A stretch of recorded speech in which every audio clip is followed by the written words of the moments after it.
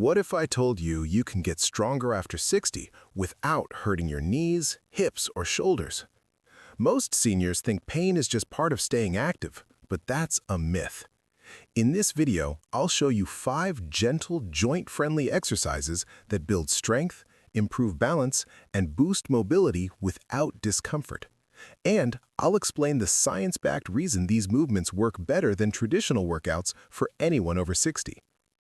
The hidden crisis affecting your joints. Let me start with something your doctor probably hasn't told you. According to a 2023 study published in the Journal of Aging and Physical Activity, over 78% of adults over 60 experience some form of joint discomfort during traditional exercises like regular squats or standard push-ups. But here's what makes this interesting. The same study found that modifying exercise angles and body positioning reduced joint stress by up to 65% while maintaining the same strength-building benefits. This is why the exercises I'm about to show you are different. They're designed around a principle called joint-neutral positioning, where your body weight and movement patterns align in ways that minimize friction and compression on your joints. But there's something even more important you need to understand first. Why traditional exercise advice fails after 60. A groundbreaking study from the American College of Sports Medicine revealed something that changes everything we thought we knew about senior fitness. Researchers discovered that adults over 60 who performed isometric exercises where you hold a position without movement, gained strength 40% faster than those doing traditional repetitive movements. Even more surprising, they reported 73% less joint pain during their workouts. Before we begin, if you're serious about staying strong and mobile as you age, hit that subscribe button and turn on notifications. I share science-backed fitness strategies for seniors. Now let's get into the exercises, starting with one that targets the most important muscle group for maintaining independence as you age. Exercise number 1, marching with wall. It's called marching with wall, and it strengthens your hip flexors, improves your balance, and enhances your walking pattern, all without putting pressure on your knees. Here's why this matters. Your hip flexors are responsible for lifting your leg with every step you take. When these muscles weaken, you start shuffling, your stride shortens, and your risk of falling increases dramatically. Here's how to do it correctly. Stand facing a wall with your hands placed flat against it at shoulder height, about arm's length away. Your feet should be hip-width apart. From this stable position, slowly lift your right knee up toward your chest as high as comfortable. Aim for hip level if possible, but any height is fine.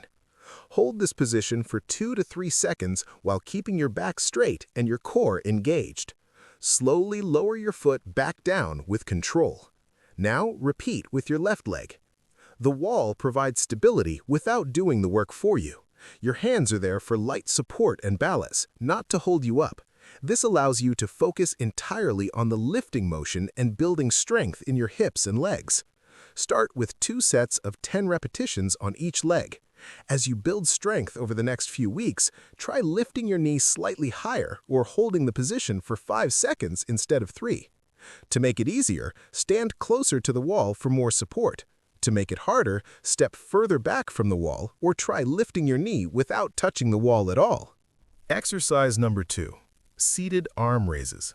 Now let's work on your upper body strength without putting any strain on your shoulders or back.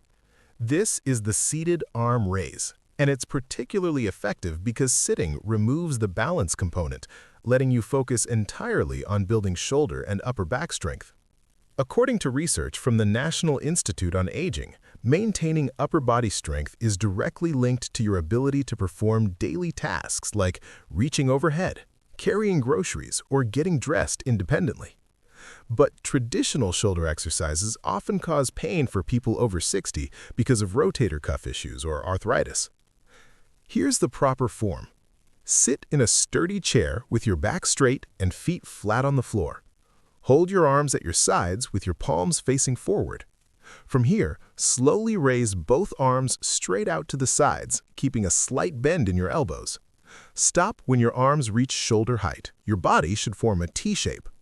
Hold this position for 2 seconds, feeling the engagement in your shoulders and upper back.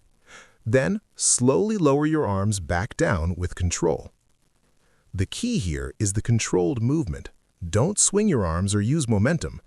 Every movement should be deliberate and smooth. Perform 2 sets of 12 repetitions.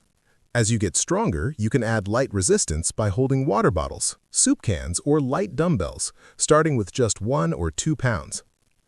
For an easier version, raise your arms only halfway, stopping at a 45-degree angle instead of shoulder height. For a greater challenge, pause at the top for 5 seconds or add light weights. Now, here's where things get interesting. The next exercise might look unusual, but it's based on an ancient practice that modern science has now validated. If you're finding these exercises helpful, do me a favor and hit that like button. It helps more seniors discover this joint-friendly approach to staying strong. Exercise number 3, legs up the wall. This is called legs up the wall, and it's one of the most underrated exercises for improving circulation, reducing lower back tension, and strengthening your core, all without putting weight on your joints. A 2021 study in the Journal of Bodywork and Movement Therapies found that this single position improved blood flow to the legs by 34% and reduced lower back pain by 42% in adults over 60 after just 4 weeks of regular practice. Here's how to get into position safely. Sit sideways next to a wall with your hip touching it. Lie back while simultaneously swinging your legs up the wall. You'll end up on your back with your legs extended vertically against the wall. Your arms should rest at your sides, palms facing up. Your bottom should be as close to the wall as comfortable, but don't force it. Once you're in position, simply hold it. Breathe deeply and naturally. You should feel a gentle stretch in the back of your legs, but no pain. This position allows gravity to drain fluid from your legs, reduces swelling, and gently stretches your hamstrings without the joint compression of traditional stretches. Start by holding this position for 3 to 5 minutes. As you get more comfortable, you can extend it to 10 or even 15 minutes. Many of my patients do this while watching TV or listening to music. To make it easier, place a folded towel or small cushion under your hips for support, or bend your knees slightly. To increase the stretch, move your bottom closer to the wall. The beauty of this exercise is that it works while you rest. You're building flexibility and improving circulation without any exertion. Exercise number 4, horse stance. Now let's build serious leg strength with an exercise borrowed from traditional martial arts. It's called the horse stance, and despite its name, it's perfectly safe for anyone over 60 when done correctly. This isometric exercise strengthens your quadriceps, glutes, and core simultaneously while improving your balance and stability. Remember that 2022 study I mentioned earlier about isometric exercises? The horse stance is the perfect example of why holding positions builds strength faster with less joint stress. Here's the proper form. Stand with your feet wider than shoulder width apart, about 2 to 3 feet, depending on your height and comfort. Turn your toes slightly outward. Place your hands on your hips or hold on to a counter or chair back for support. From here, bend your knees and lower yourself down into a partial squat as if you're sitting on a tall chair. Keep your back straight, chest up, and weight evenly distributed between both feet. Your knees should track over your toes, not caving inward. The goal is to hold this position. Start with 10 to 15 seconds, focusing on maintaining proper form and breathing normally. Don't hold your breath. As you build strength, work up to 30 seconds, then 45, then eventually a full minute. This exercise challenges your legs differently than traditional squats because there's no up and down movement. Your muscles work continuously to hold the position, building tremendous strength and endurance without the repetitive joint stress of multiple repetitions. To make it easier, don't squat as deep, stay more upright, or hold on to a stable surface for support. To make it harder, squat deeper, aim for thighs parallel to the floor, hold longer, or try it without support. Start with 3 holds of 15 seconds each, resting 30 seconds between holds. Progress gradually, adding 5 seconds to your hold time each week. Exercise number 5, the wall squat, is perhaps the most functional of all. It's called the wall squat, and it directly strengthens the exact muscles you use every single time you stand up from a chair, get out of bed, or climb stairs. A 2024 study published in the Journal of Strength and Conditioning Research found that wall squats increased lower body strength by 28% in adults over 65 after just 8 weeks, with participants reporting significantly less knee pain compared to traditional squat exercises. Here's why wall squats work so well. The wall supports your back throughout the movement, which removes stress from your spine and allows you to focus entirely on your leg muscles. Plus, the controlled motion reduces impact on your knees. Here's the proper technique. Stand with your back against a wall, feet hip-width apart, and about 1 to 2 feet away from the wall. Lean back so your entire back is supported by the wall. Slowly slide down the wall by bending your knees as if you're sitting down into an invisible chair. Lower yourself until your thighs are at about a 45-degree angle. Don't go all the way to 90 degrees if you're just starting. Your knees should stay behind your toes. Hold this position for 5 to 10 seconds, breathing normally. Then slowly slide back up to the starting position by pressing through your heels and straightening your legs. The key is the slow, controlled movement both down and up. This builds strength throughout the entire range of motion. Perform 2 sets of 8 to 10 repetitions.